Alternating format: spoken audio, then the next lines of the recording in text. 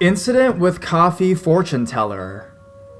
When my mother was young, her friend convinced her to visit a coffee fortune teller. Mom didn't drink coffee yet at the time and was skeptical but decided to just go for fun. They entered the house, and the woman took them in a room on the first floor that was lower than the ground level, so the windows inside the room were actually ground level. The woman made coffee for both my mother and her friend. They went out of the room, talking to someone else in the house. After a while, my mother didn't touch the coffee yet when she noticed her friend acting lethargic all of a sudden, and her first instinct was to get out of the window as soon as possible. She dragged her friend as well and managed to take her home. They didn't see the people in the house, but they heard them arguing when they reached the street. My mother is convinced to this day that her friend was drugged, and if both drank the coffee, they wouldn't be able to escape the house. At the time, they didn't tell anyone where they were, not before nor after, out of fear they would be punished. Luckily, Mom was an athlete and was strong. She told me about this incident many times and again yesterday, so I thought sharing would remind you of the seemingly innocent coffee fortune teller trend from the past, still existing in the balcony.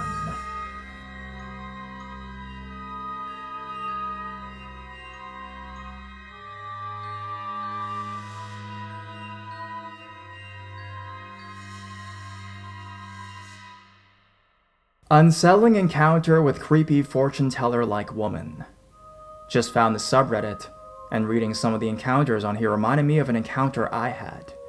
My parents separated when I was around 17 years old and in high school. When I was around 16, I remember being upset with my parents one night and just sad in general. When I was upset or need to relax, I would always go to the local bookstore to read and get lost in books. Well, one night, I headed to the bookstore by myself at around 7 p.m., and I was crying the whole way to the bookstore. I composed myself before I left my car to head into the store. Before I could get to the front door of the bookstore, this Latina woman walking past me stopped me in my tracks and said, "Honey, may I say something? I just noticed you, and you have an incredibly strong aura and sense of emotion radiating from your soul. May I talk to you? Do you believe in brujeria?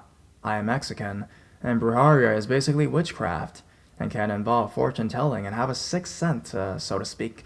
I said no. I figured anyone could really tell that I was sad and upset in that moment.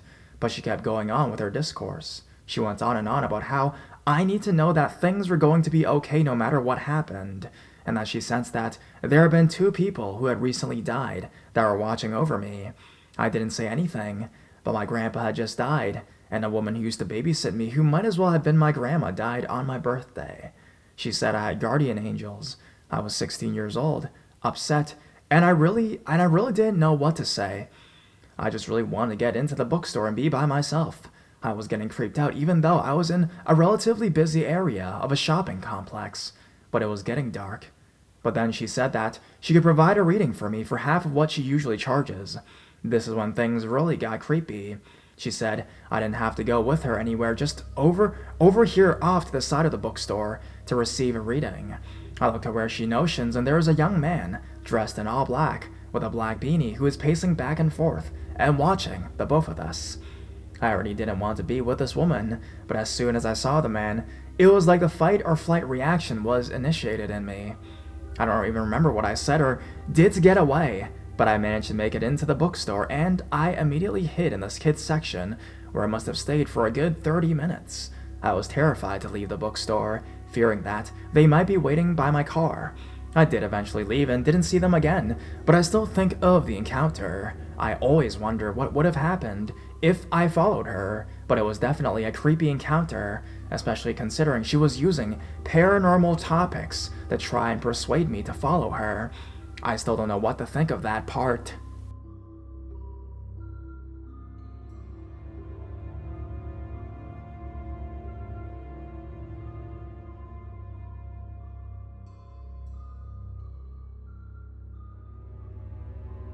Creepy fortune teller. This event happened when I was in college. My university was in different states from my hometown, and I would take buses whenever I went back to my campus. When I said buses, it means that I had to stop at several stations before actually making it to my campus. One day on my third bus, the bus stopped at one location, One homeless man gets in the bus. He looks like homeless except that he paid for the trip. He's sitting at the back of the bus beside an older lady, and I saw that he chatted a bit with that lady. On the next station, I get off the bus with a few of the several passengers. I saw that he did too. While waiting for the next bus to come, I sat down and played with my phone. The homeless man saw an empty seat beside me and sat down. At first, I ignored him since he looks to be pretty harmless. Then, with friendly face, he turns to me and asks what time it is. After I told him the time, he looked at me like I was a weird person. Suddenly, he asked if I had a problem with my friend. I had a few fights with my roommate at the time, and I asked how he knows. He said that he is a fortune teller. I then noted that he is associated with this one religion that are often related with fortune telling. I'd rather not say which religion. He went on to say that one of my friends put a curse on me, and that he can heal me. At this point, I started to have a bad feeling. It was a ridiculous accusation, and I politely told him that if any of my friends mean me any harm, I will deal with them myself. He told me I was helpless, unless let him heal me. I started to ignore him at that moment, but he kept saying that he can heal me right then and there. I was agitated and anxious, and my bus still hasn't come. Then I heard he said, "The only way I can heal you, if you let me touch your chest. We can find someplace safe and we can start the ritual." Upon hearing this, I stand up and left him. Luckily, there was an empty seat a bit farther away from us. The seat was hidden from the bus view, and the only reason I chose previous seat was that I can see the upcoming bus. Call me superstitious, but I'd rather get cursed by my friend than let my boobs touched by a random homeless person.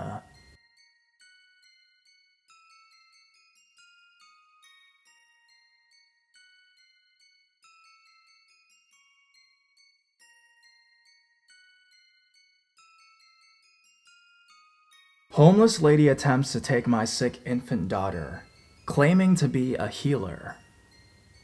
Edit. I just want to thank you to everyone for all the positive feedback and support. This genuinely terrified me, and still to this day, we are lucky to have gone away safely. Please be extra cautious with your kids, no matter what the situation is. I haven't told this story in a while, because it makes me shake with anger when I do. Bear with the long story. This story dates back to about 1.5 years ago, when my mother was around 4 months old. Me, 26, female. I just moved with my then significant other to a dangerous part of town, but the street we moved to wasn't too bad. Everyone knows their neighbors, and everyone seems to get along. Well, since everyone in the neighborhood chats with each other, one of my neighbors warned my significant other and I about a homeless woman that parks her van on the street and harasses everyone who walks by her car, and to try and avoid her as best as possible. Side note, parking in this town is street parking only reserved parking spots. This will have significance later. I thought, meh, that's only one small downside to living here, along with the street parking, not that big of a deal, as long as I avoid her, right? Wrong. So, the next day after a neighbor's warning, after returning home from a long day at work and picking up my infant daughter, homeless lady, really slender meth head, wearing what appeared to be new-ish clothes, breath reeking of something foul, is walking up the left side of the sidewalk, screaming up a storm at these teenage kids, who all look terrified. The teenagers aren't engaging her, just keep walking and looking at each other with uncertainty. I stay on the right side of the sidewalk, even though I knew I'd have to cross a small street to the left, where my apartment was located. My daughter wakes up from her nap in my arms and begins to coo. Homeless lady spots me crossing the street with my purse, work bag, my baby, her baby bag, and decided it's a good idea to come up and chat me up about her conspiracy theories as I'm walking up to my apartment. Fine, no big deal. At least she's not bothering the kids anymore. Then, as I'm fumbling to get my keys to open the gate that leads to my complex, she asks for money. I told her the truth. I'm sorry, but I don't carry cash on me, all the while trying to hold on to my baby. Find my keys, hold all my bags. Her response? Stuck a bitch. Then she continues muttering under her breath, which I must repeat was rank, and starts harassing more kids down the block. A couple months go by, and she continuously comes up to harass me as if she doesn't recall who I am every single day. Every day, I politely apologize and say I need to get home, or I don't have any money still, or I simply don't have time to chat right now. Every answer I gave her was met with an insult, both directly and under her breath. At this point, I'm still not concerned. I've always had a soft spot for the homeless, and I am aware this lady has severe mental illnesses. I always apologize for not having any money to give, even through the insults. One night, around midnight, my daughter wakes up crying horribly. My significant other and I take her temperature, 103 fever. I tell him it's time to take her to the emergency room immediately before it gets worse. We gather everything up, and I gently take her from bed and lay her against my chest. She's so helpless, weak, burning hot, and whimpering terribly. I still want to tear up thinking about it to this day. So, as we walk out of the apartment, my significant other says, "You will run down 3 blocks to grab the car. Remember, it's all street parking, so we often had to park blocks away." I say, "Okay, I'll stand in front of the apartment so he can just pick us up and we can book it to the ER. Wrong choice." I watched as he ran all the way down the street and turned the corner out of sight. Then I look back at baby and start rocking and shh her so that she would maybe get a little bit of sleep and rest before being up at the hospital all night. Moments later, when I look up, homeless lady walks around the same corner that significant other just ran around and makes a beeline straight towards me. I get a little uneasy as I have a sick baby in my hands, but maybe she'll leave me alone this time, right? Nope, that was wishful thinking to the max. I'll label homeless lady as HL and me as me. "Oh, hey there, sis. Daddy just told me that baby's done sick and she needs a healer." I'm still trying to gently rock baby as she's startled back awake and wondering why the fuck he told this lady about the baby being sick. What? Sorry. I'm a healer. My mama and I have been healers since birth. Give me that baby. Sorry. I'm waiting on her dad to bring the car around so we can take her to the hospital. Can you keep your voice down? She's trying to sleep." "Nah, baby girl, I'm a healer. Did you not hear me? I said that I was a healer. You know what a healer is, don't you? Give me that baby." Now at this point, she reached out and put her incredibly dirty fingers on my daughter's leg and foot and would not let go. "Excuse me, let her go. Give me the baby. She's very sick. You're waking her up. Stop. You bitch. Let me heal her, you selfish bitch. If you don't let me go right now, I will kill you." It was at this point that she and I locked eye contact, and her facial expression was what I can only describe as the most terrifying, evil look a person can give, with her eyes and smile widening with every passing second. This lady's face still haunts me to this day. She then broke out in a laugh so loud and terrifying that I can't believe I didn't piss myself. By this time, my daughter was crying hysterically. My internal dialogue was something like this: "Fuck, where the fuck is my significant other? I have to go set my sick infant daughter on the ground and kick this lady's ass just to get her to not kidnap my kid." It also crossed my mind that if I did that, I'd probably be the one arrested. Like a Hail Mary, my significant other comes around the corner in the car, and I tell the lady once again that my significant other is now here, and if she doesn't stop harassing me, I will kill her.